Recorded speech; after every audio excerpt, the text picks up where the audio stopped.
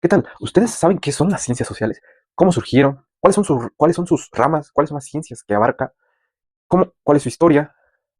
Y también les hablaremos un poco sobre la antropología de la alimentación, siendo más específicos. Les hablaremos algunos personajes importantes, qué hallazgos hubo, cómo ha influido en la sociedad la antropología. Y comenzamos. Para empezar, ¿qué son las ciencias sociales? Las ciencias sociales son las ciencias que se encargan del estudio de las sociedades desde sus factores sociales y culturales, se encargan del comportamiento humano. También son encargadas de la sociedad en conjunto y de las relaciones entre los individuos.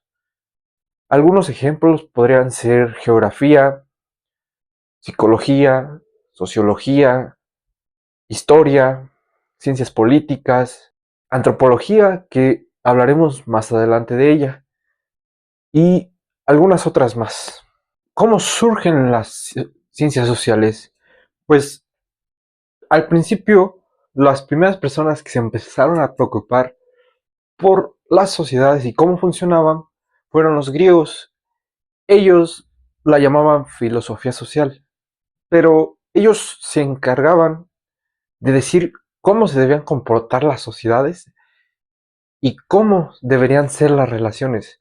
Pero ellos no se encargaban de analizar todo esto, sino que solamente teorizaban sobre qué deberían hacer, qué debían hacer las personas, de qué forma se debían de comportar en general. Los principales personajes importantes sobre las ciencias sociales es este hombre, Nicolás Maquiavelo. En esta obra, El Príncipe, aquí él nos habla de cómo mantener a las personas de tu lado en temas políticos. Es el, es el de los principales impulsores de las ciencias políticas, que es una de las principales ciencias sociales. Hablaremos de qué es la antropología de la alimentación. La antropología de la alimentación es la ciencia que estudia la alimentación del ser humano desde la prehistoria hasta los tiempos actuales y todos los factores que influyen en ella. Por ejemplo, los factores sociales, culturales, factores económicos. Todo esto engloba a la antropología de la alimentación. Esta surge con la necesidad de el saber por qué el humano se alimenta como se alimenta, qué es lo que provoca que tenga ciertos hábitos alimenticios, por qué lo hace o qué lo orilla a hacerlo.